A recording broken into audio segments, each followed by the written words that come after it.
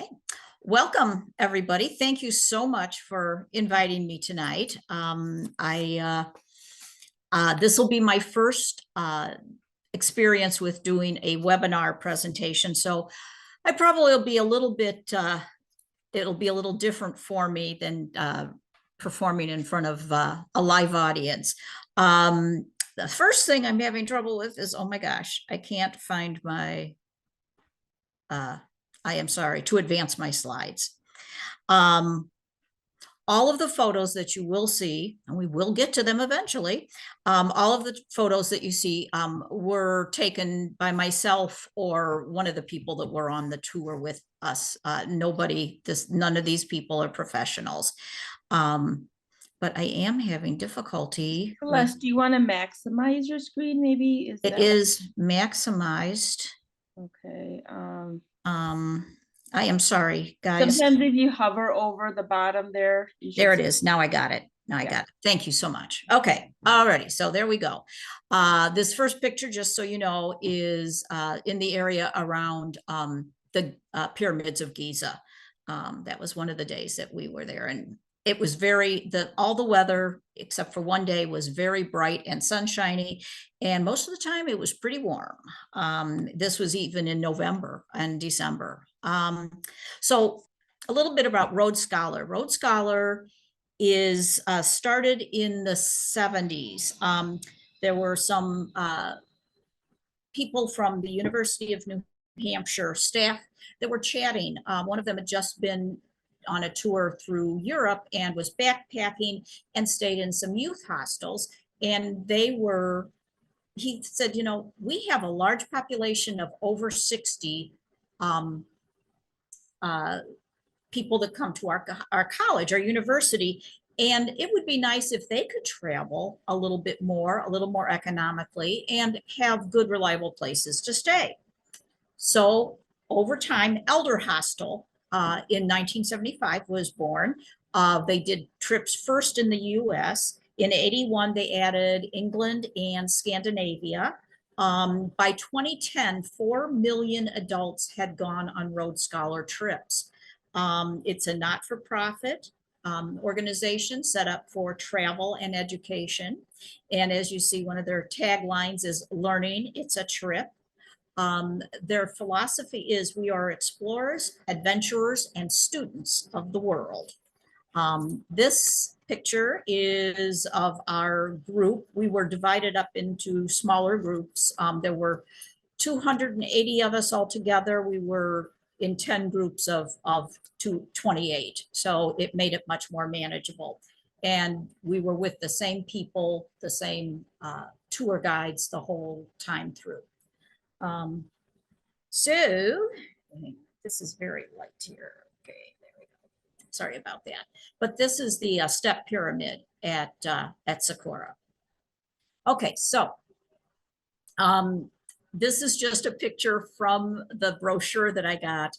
It was the best thing that I could show you about how our whole trip went. So we landed in Athens.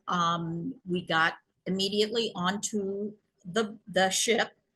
It was called the Aegean Odyssey.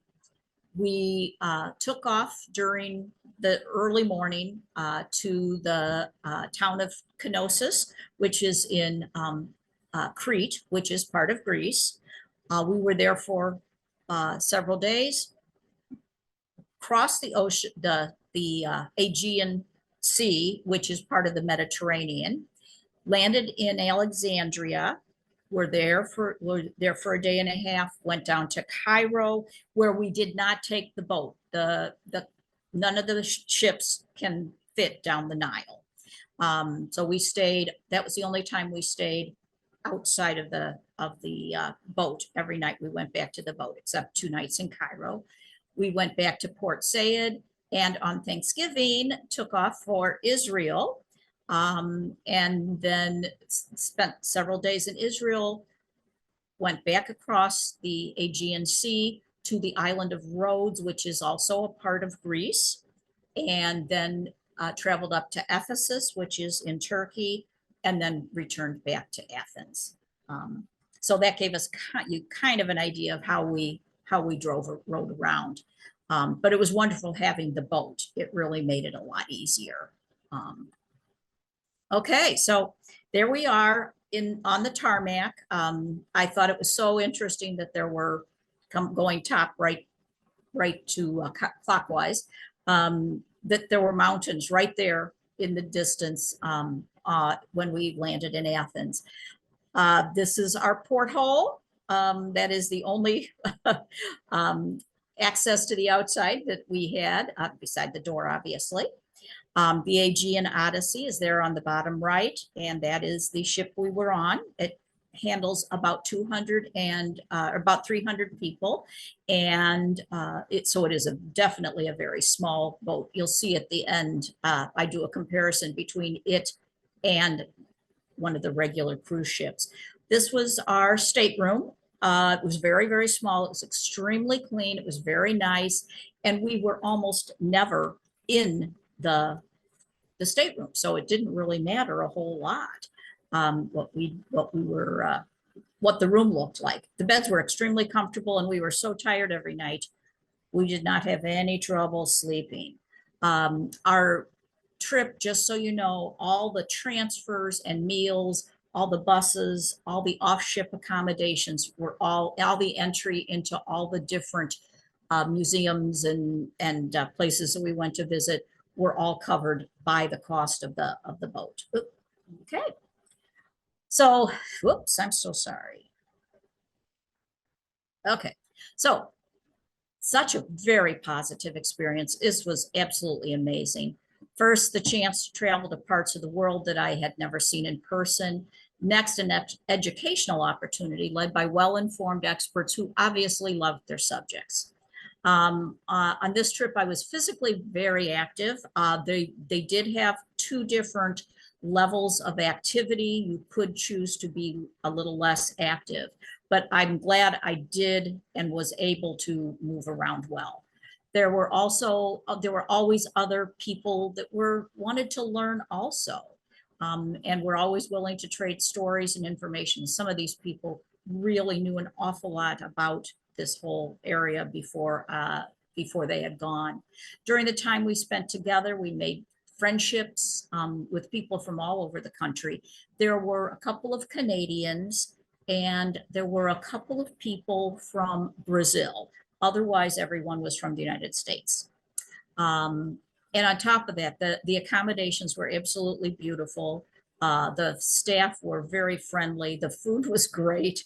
I think because we walked so much, we never gained any weight, but boy, it could have been very tempting because we got a lot of food. And it truly was, I use the term surreal. It really was surreal sometimes to think that we were in a place where other people had been for thousands of years. Most of all, this was my time to try new things and to prove to myself that I was capable of something. I'd just been retired a very short time. And you kind of wonder sometimes what you'll be able to do. Okay. So this is the first day that we actually were touring. We had crossed some of the Aegean Sea and gotten to the island of Crete in Greece. This was the Palace of Knossos.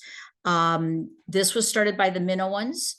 They are considered the first advanced civilization in the European area.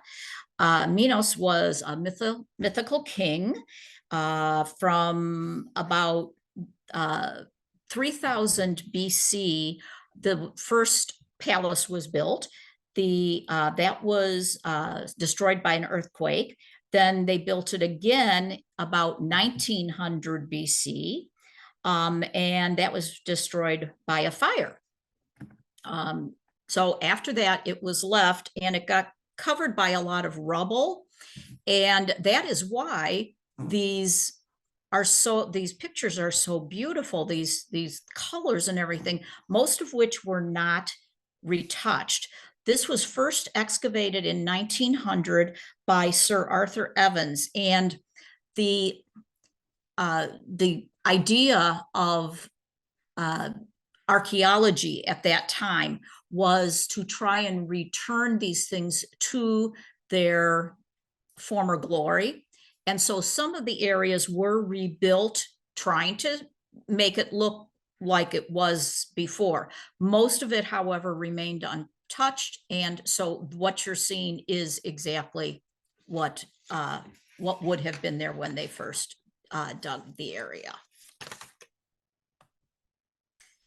After we walked all the area of the palace at Knossos was huge. We walked around for probably about 4 hours. Then we went to Heraklion, which is one of the main cities in Crete, and went to the archaeological museum. Some of these are both mosaics from the palace that were removed here to keep them safe from damage with the weather. The one on the left is dolphins. That was in the bathhouse. And because, again, this was a palace, it was very, very opulent. The other picture is it's called Jumping the Bull. And I'm going to try and, yeah, there we go. This was something that was done by the youth of Crete. It was open to both male and female. And these people would actually do acrobatics over these bulls. And it seems like a pretty scary thing, but they seemed to enjoy it. And it was just amazing that, that these things were still being left, to be seen so well. Obviously, this one has had some damage done. The bull is not quite complete anymore, but amazing after all those thousands of years. Okay, so the next day we went to the countryside of Crete, and it was absolutely beautiful there. Many inland lakes. The windmills that you see are no longer in use, but they were built initially to bring water up from the lake, because the windmills were situated at the top of the hill where the village was. And that was the only way for the village to get water. They would not have been able to, they didn't have any rivers or streams running through it. So that was really, that brought water to the village.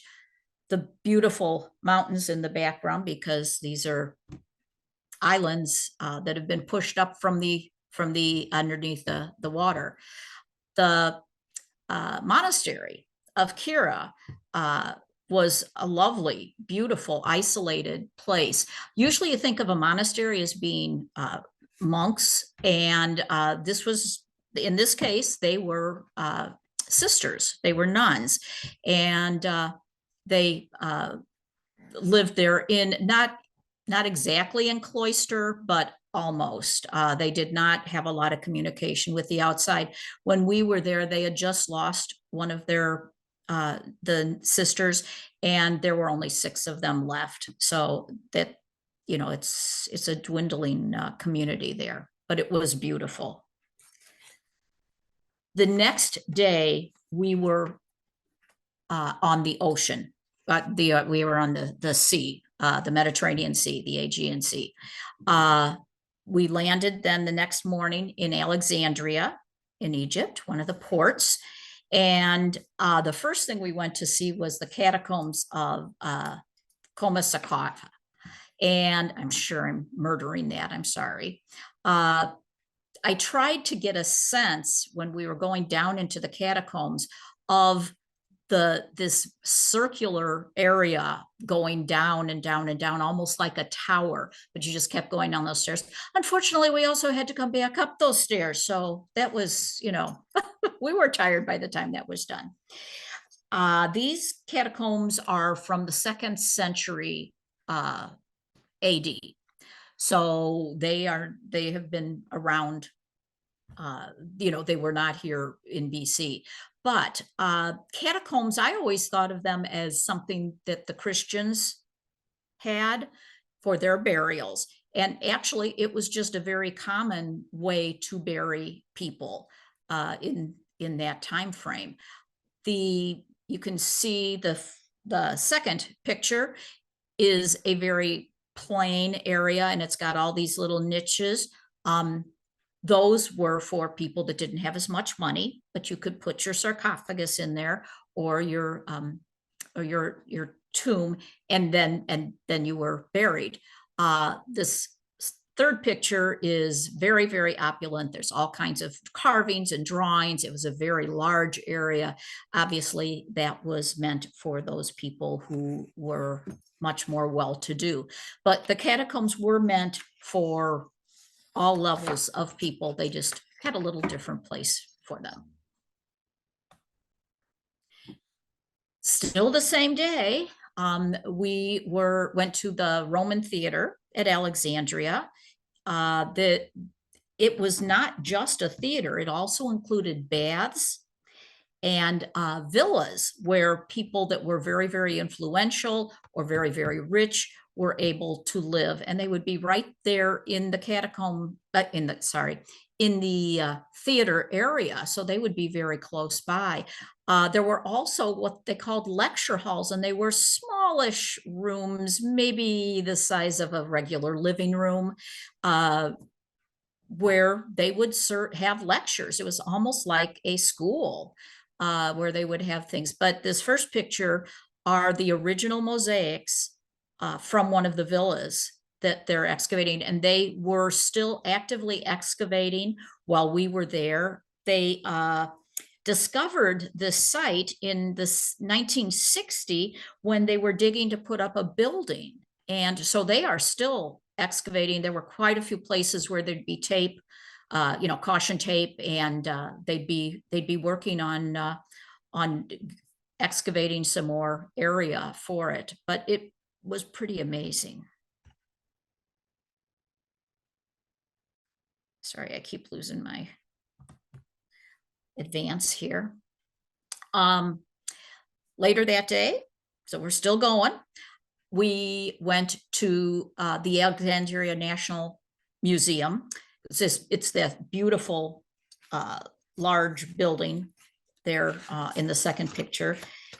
It was an old palace, and it just opened up in 2003 as a museum. So it's relatively new as far as museums go, but it was just chock full of all kinds of pieces up to the 19th century for the Egyptian area. The next place we went, and we did not go inside, but we did get a chance to walk around on the outside, was and I'm sure people remember, the Library of Alexandria, which was considered one of the wonders of the ancient world. Well, this is the new library at Alexandria, and it just opened up in 2002. The statue right there, the bust, is a bust of Alexander the Great, who Alexandria is named after. Okay, so the next day we went down to Cairo, and we saw the pyramids at Giza, and they are amazing.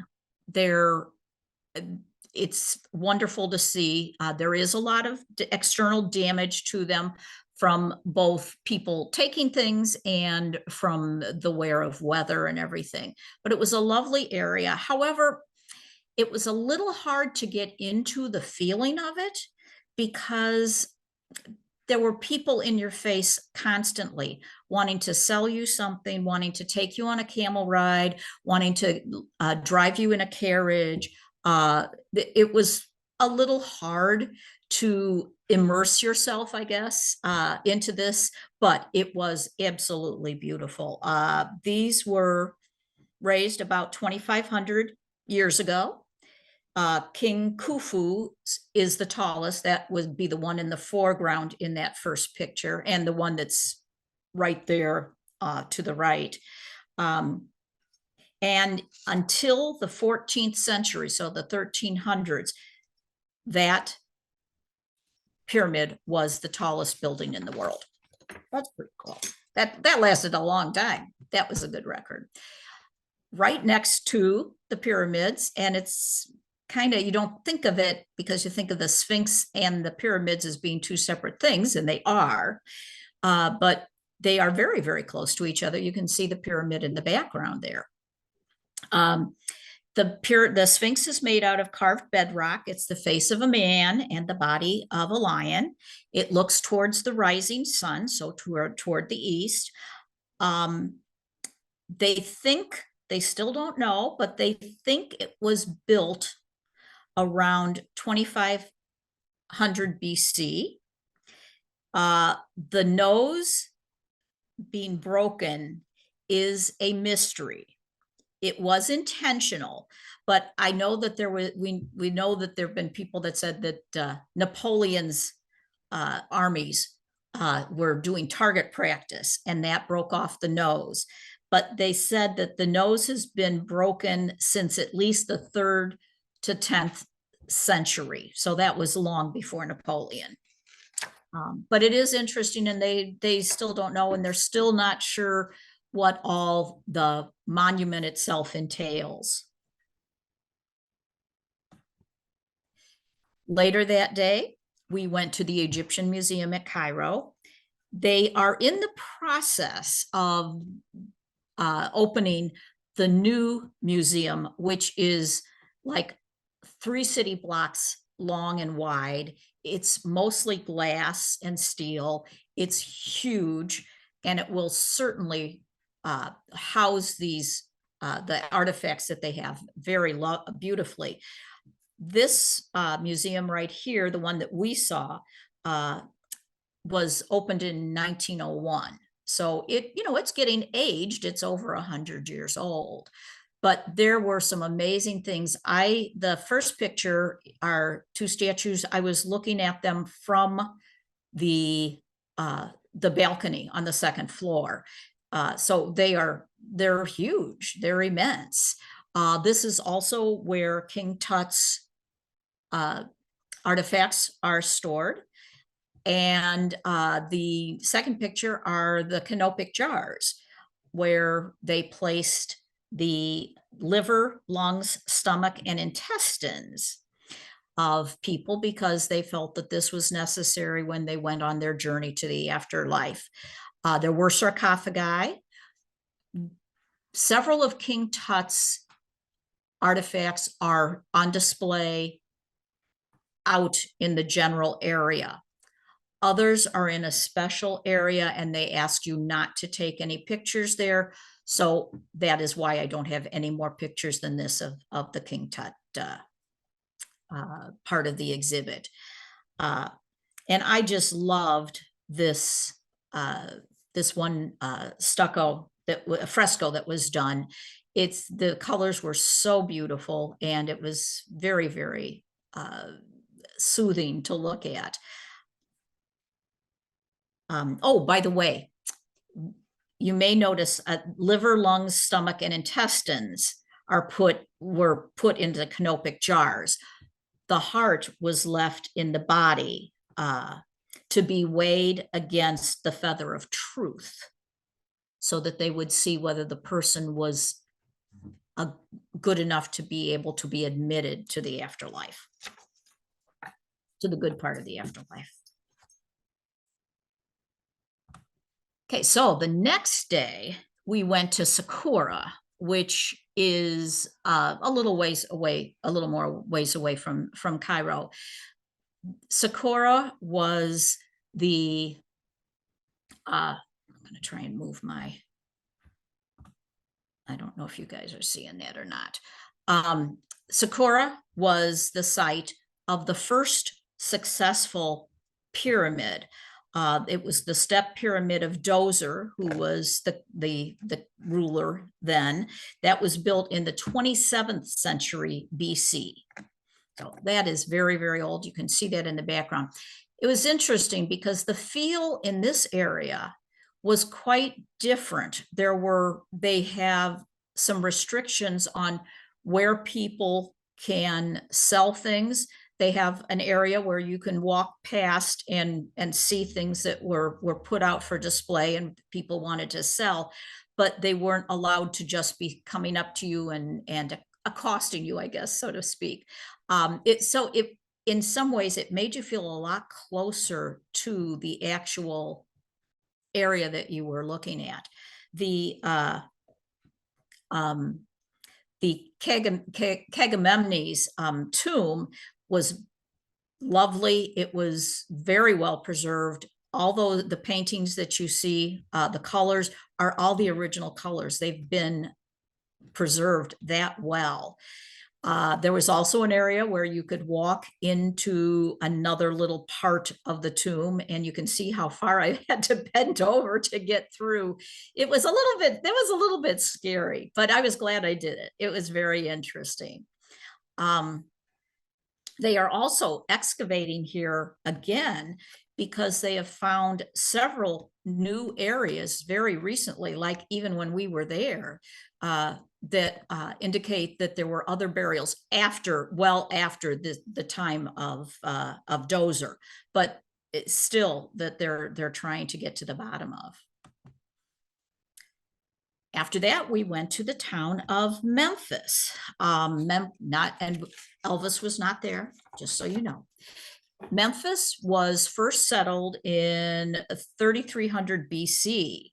So it is definitely an old city. It is an UNESCO World Heritage Site, which means it is a site that by a team of people has been determined to be of very big historical interest to people. It is considered the first capital of Egypt. And you notice this statue right here. You can see the guy that's standing next to it. This was being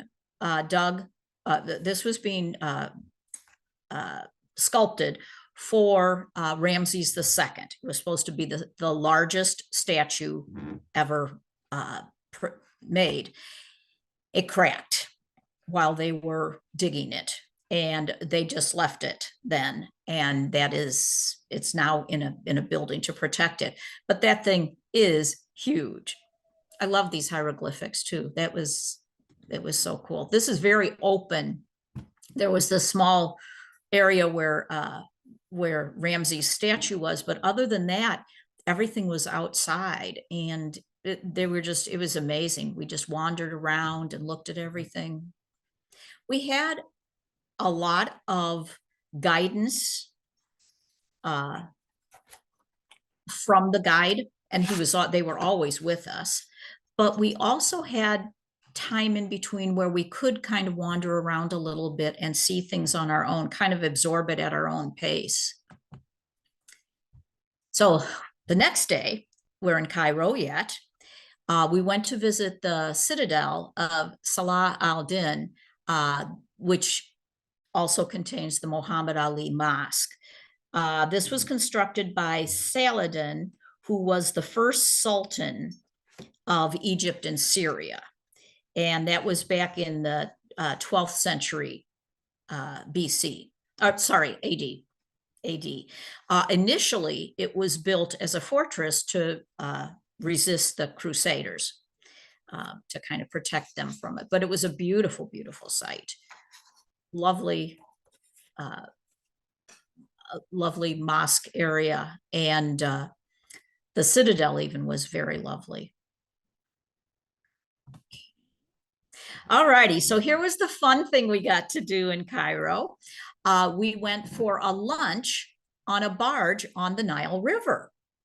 And this barge is all decked out. It's very beautifully colored, and it's very, very almost gaudy, but very, very opulent looking. We had a delicious lunch, and then they had entertainment for us, and they had belly dancers, and probably all of you have seen belly dancers before.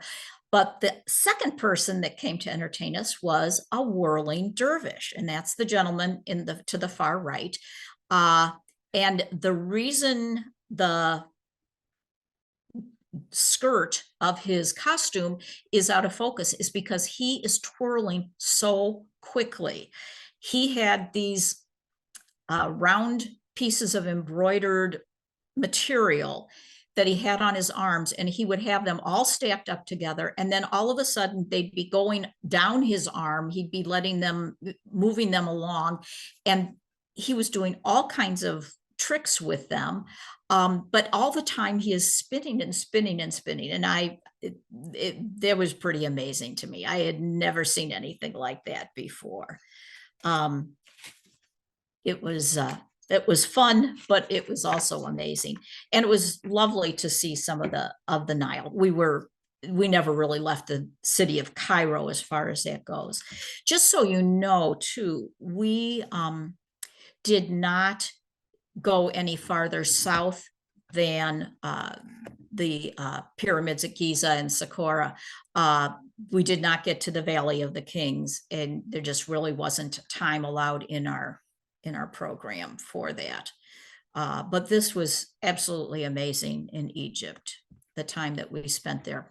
So we went back the next day to Port Said, and on Thanksgiving, we're sailing between Egypt and Israel. And our crew was extremely sweet. They had a welcome home signs out for us when we came back because we'd been gone for 2 days in Cairo. The next day, though, we landed near Jerusalem and went to the city overlook, and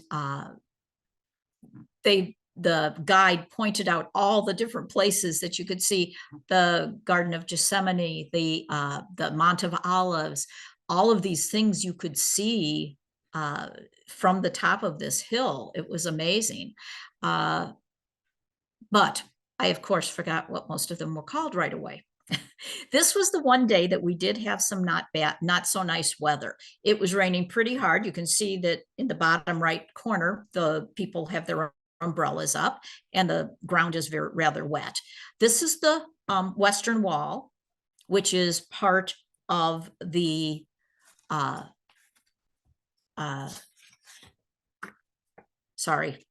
part of the only part of the Temple of Jerusalem that is still left. They that has not been destroyed. They still ask that women go to the right and men go to the left. So the people that you are seeing here are all females. And you've also heard it called the Wailing Wall because of the fact that you come there to give prayer. There were people of all nationalities, of all religious beliefs in that area, peacefully coexisting with each other. One of the things that you're supposed to do is when you are at the Wailing Wall, you leave a prayer. You write a prayer on a piece of paper and you put it in one of the cracks in the wall, and you hopefully get an answer to your prayer. The rain did not last a real long time, and if you look closely in that bottom left picture, you can see a beautiful rainbow, and everything just looked to be so green and lush, and it was very, very, again, a very, very nice experience. This first picture, we're still in Jerusalem. This is the Cardo. It's the old Roman wall, the old Roman Main Street, sorry. And that was in the 8th century BC. There is actually a building over this, but they have done the excavating and built the building around and on top of this so that they can continue the excavations, which is a pretty cool idea. This, the second and third picture are from the house of the Church of the Holy Sepulchre. This is, according to tradition, the spot where Christ was laid to rest after he was crucified. It was a huge, beautiful church. It was very lovely. The picture to the left, to the right, the far right, is David's tower. That was his citadel. That was built in the 5th century BC, and obviously was undergoing a lot of work at this time when we were there. But it was interesting to see. And Sorry. Okay, the next day we rode on to Haifa, which is also in Israel. And I'm sure everybody has heard of the Hanging Gardens of Babylon. I always thought they were like where plants were in hanging baskets. But this, in this first picture on the top left, this is what a hanging garden is. It's built on the side of a hill. And this is very new. This was only opened in 2000. And this is the Baha'i faith, their gardens. But these are called hanging gardens because they're kind of terraced down. And it was, again, very, very beautiful, very lush. Everything was very green.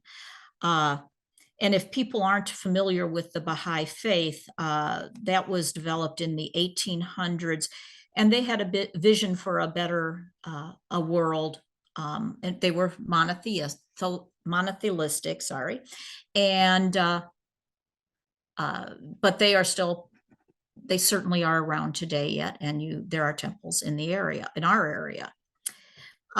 This next picture is the Church of the Annunciation, where, again, according to tradition, the angel Gabriel came to announce to Mary that she would be the mother of Jesus.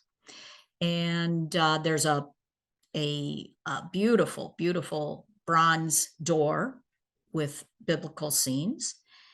And the church itself is beautiful. And again, another example of how they made things work when they started excavating. The excavation is in that bottom right picture. The excavation is going on underneath, and they've just built around it, and they carry on the way they want to, so that nothing's destroyed.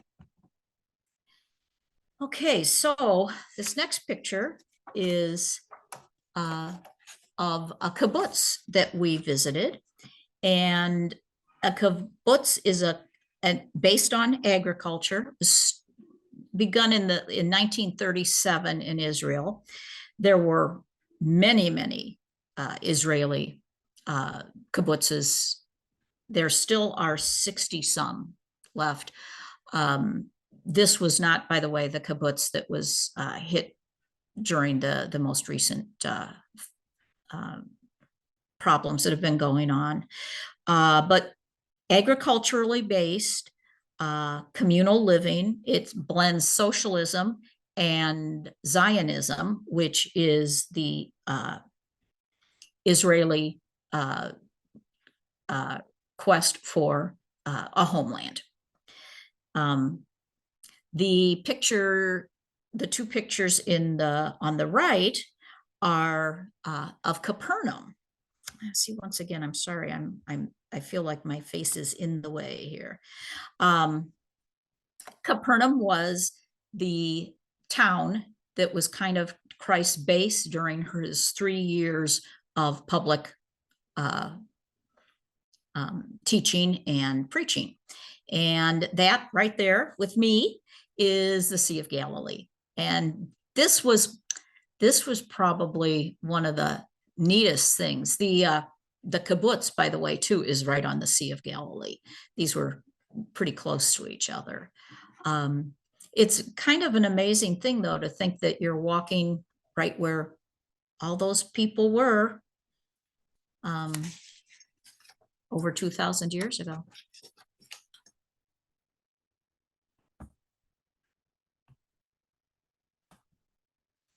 Okay, the next day, we're in Caesarea in Israel, obviously built by King Herod, Caesar. And Paul, the apostle, was held here. This was where he was arrested. And according, again, to tradition, he made a plea that he should be tried in Rome because he was a Roman citizen. He was held in Caesarea for 3 years. They finally got everything together that they needed to. It sounds like government does move slowly even then. And they finally sent him to Rome, where they tried him, convicted him, and put him to death. But this was a very well preserved area, and kind of a wild bit of sea. The sea was coming up over the retaining walls while we were there. It was kind of a little bit scary, just a little bit. This is the port of Jaffa. If you think back to the Old Testament, Jonah was supposed to go to Nineveh, and instead he took off to try and get a boat so he could sail away from God's desire for him to convert the people there to not have false gods. Jaffa is where he left from. That's where he caught the boat to go. Jaffa was really very important in the 14th century BC. It was a very thriving port, and many, many people there. Tel Aviv was right next to it, and Tel Aviv was kind of like a little backwater area. And obviously that's not the case anymore. Things have pretty much changed. They've traded places, but Jaffa is still very lovely, and it's pretty much part of the whole Tel Aviv area. Okay, so then we get on the ship again, and we did have another day at sea, and we came back to the island of Rhodes, which is again in Greece. So this is the third time we've been in Greece. The city-state of Lindos is built on a hill. And if you can see in this first picture, the streets are all going up or down, depending on whether you're walking in or walking out. But nothing is level. It's all on a slant. The Acropolis of Lindos was so beautiful, and the pictures are lovely, but they don't do it justice. It's just so very breathtaking. It was a beautiful day, as you can see. It was very sunny. Like I said, we only had one day when we really had rain. The third picture I like a lot, because if you look at that area, it's a harbor, and to the left a little bit is the entrance to it, and it's very small entrance. You aren't going to have any big boats in there or anything, but they call it the Heart Bay because it looks like it's shaped like a heart. It's kind of cool. But this was a beautiful area to go to. Lots of walking that day. And coming back down all these streets, they don't have any signs, or at least none that I could see.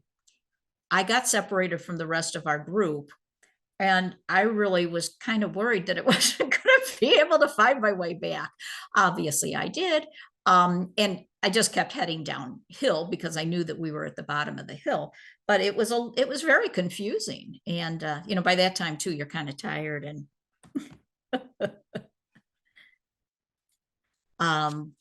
okay, so the next day we are in Turkey, and Kusadasi, and I'm sure you can see the Hollywood type sign there. Like when we got into port, it was very, very early in the morning, and they still had it lit up from overnight, and it was quite a spectacle.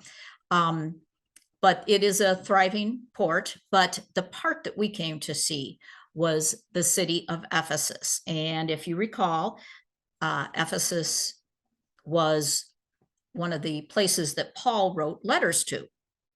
Ephesus was actually the town that Paul lived in. Ephesus was established around the 10th century BC. Paul was a sail maker there, and they did have a marketplace, and they know that he had a stall there where he sold his sails. And it was a very, very interesting area. The top right picture is they're called terrace homes. The very wealthy, this was from the first century BC. The very wealthy lived there. They had running water, they had heated floors, they had hot or air heat. They had mosaics all over the walls. And if you can see, there's a covering over this. They are still very actively excavating this. This bottom left picture is the main street. We were really lucky. Our bus happened to be the very first bus going away from the port that morning. And we also happened to be the first people that were admitted into the area in the morning. So that it's very rare to see that area without tons of people milling around. So we lucked out for that. It was beautiful. And this is a huge, huge area. This is also another UNESCO World Heritage Site. You can see a little bit of how large this area is. There were areas going off to the right and to the left. We walked for about 3 or 4 hours through all of this. 80% of this area is still to be excavated. They have not determined what's there yet. They also know that there is an earlier city underneath this, but they would have to destroy these ruins in order to get to them. So they are not going to do that. At least that's the plan right now. If I had to pick a place to go back to, if I could only pick one place, I would definitely pick Ephesus. It was fascinating to me. So we are already at our last day. We went back to Athens. So here we are in Greece again. The Acropolis is absolutely amazing. This picture on the left is there were myself and my friend Pat that is an intrepid traveler, and there were several other single women who were traveling in the same group, and we became friends. As a matter of fact, we've met up with one of them. She happens to live in Iowa, but we had a very, very good time. Interesting part about the Acropolis. It is also a UNESCO heritage site. So in 1799, Thomas Bruce, the Earl of Elgin, interesting, went to the Ottoman Sultan who ruled Athens at that time. That was not ruled by the Greeks, it was ruled by the Ottoman Empire. And he said, you know, you've been trying to clean up around the Acropolis, and how about if I take some of this stuff off your hands? I'll pay you for it. And so the Sultan, of course, wanting to increase his coffers, said, oh, sure, that sounds fine. So they started taking the debris that had fallen and was around the Acropolis itself. But then they started taking the friezes that were actually on the Acropolis, on the pediment of that top area. And they said that they took them so that they could be better taken care of, that they would take them back to England and put them someplace where it would be safer for them. And of course, the Greeks were not very happy about this, and they are continuing. I'm sure you've heard from time to time that there are, that they do ask to maybe have some of them returned.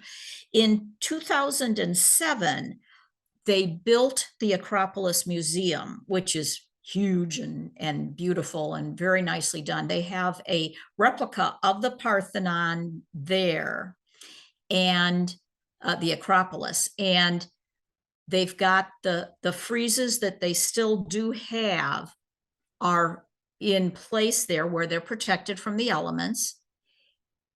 And then in the areas where there's things missing, either because they are in England or they are in other places also, and some of them have just been destroyed by weather and the elements.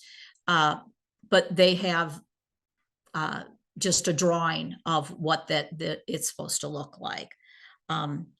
You know, there's no, I don't know what the right or wrong of it is, but hearing it from a Greek, you kind of, you know, stirs you to say, wow, I wish that could be different. So here's a few of my pictures. So that was the last day. We left the next morning to go back to our respective homes. But sitting, one of the first day that we were at sea, I was sitting outside. It was beautiful weather that was very nice, watching the sea, and the birds were flying and things like that. But I have on my lap a book written by a woman named Mary Stewart. She's a British author, and it takes place in Crete. And that was what, when I found out about this trip, when my friend told me about it, I said, okay, I got to go, because I've always loved this book, The Moon Spinners, and it's set in Crete, and I would love to be able to see Crete. So I did, and it was wonderful.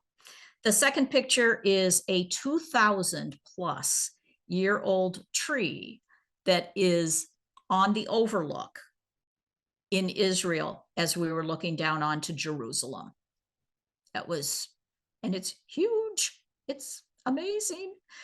The one piece of paper that is not all wet in that bottom left-hand corner, that is my prayer that I left at the Wailing Wall, at the Western Wall.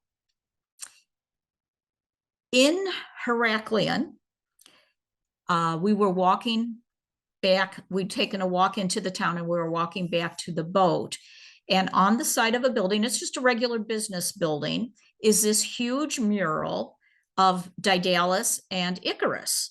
And if you remember the story of Icarus, at least you remember how he flew too close to the sun with his wings of wax, and the sun melted it, and he fell to the ocean. Well, Daedalus was a very, very, very smart man who made the king mad, and the king put him into the labyrinth that had no way to get out of, along with his son Icarus. Daedalus came up with this idea, made the wings of wax, told his son, don't go too close to the sun. And of course, being a teenager, he didn't listen. So he flew too close to the sun. He fell into the ocean and drowned. Daedalus was so heartbroken by this that he also threw himself into the ocean and drowned. I just think it was such a beautiful picture, though. Kind of a sad story, but beautiful picture. Okay, so this rug is, in this top left picture, is the big purchase that I made. I never thought I would spend so much money on something, but that I bought when I was in Turkey. Turkey is the only place that double knots their hand-tied rugs. All others are single knotted.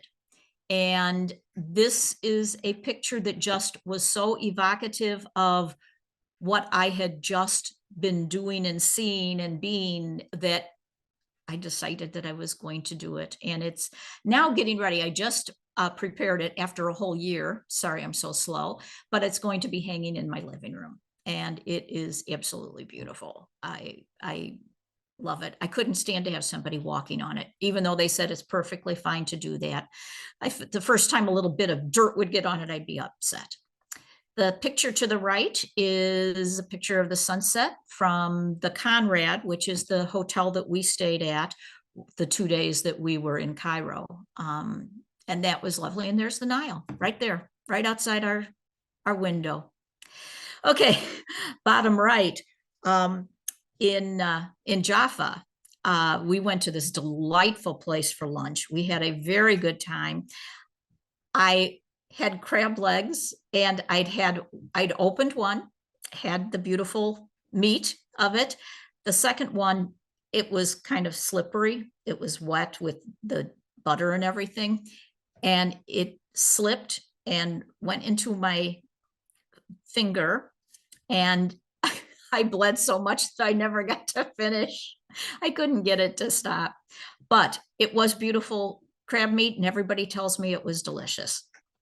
This next picture is of, there were cats everywhere on Lindos, and they just were sitting there, just having fun, just sitting there like cats do. Few more faves. This is a little better picture of that lovely rainbow in Jerusalem, and that was very nice. In Rhodes, if another connection with the ancient wonders of the world, this is where the Colossus of Rhodes stood, the huge statue that had a leg on either side of the port entrance. And it only stayed for a short time because I think it was an earthquake caused it to fall into the sea. On our ship, we had two different places that we could eat. One was the just a cafe, and had like a kind of like a cafeteria style, and the other one was this that was a little more fancy, and at the called the Marco Polo, and you got waited on and everything, and you felt like everybody was being very nice to you. They were all very nice all the time. But that's a picture of us in that room, and it really was very pretty. Then another picture of us at the Parthenon, and that was lovely also. That was such a pretty day. They were all pretty days.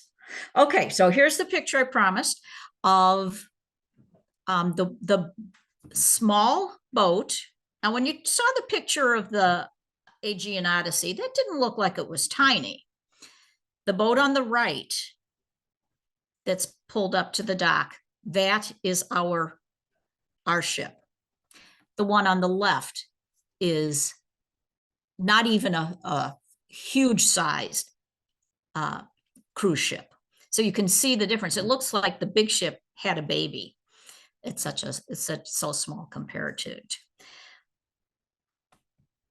And thank you for joining me today. I really do hope that you can find your own adventures everywhere. You don't have to go as far away as this. I'm glad I was able to share this with you. And if anybody has any questions, please feel free to ask.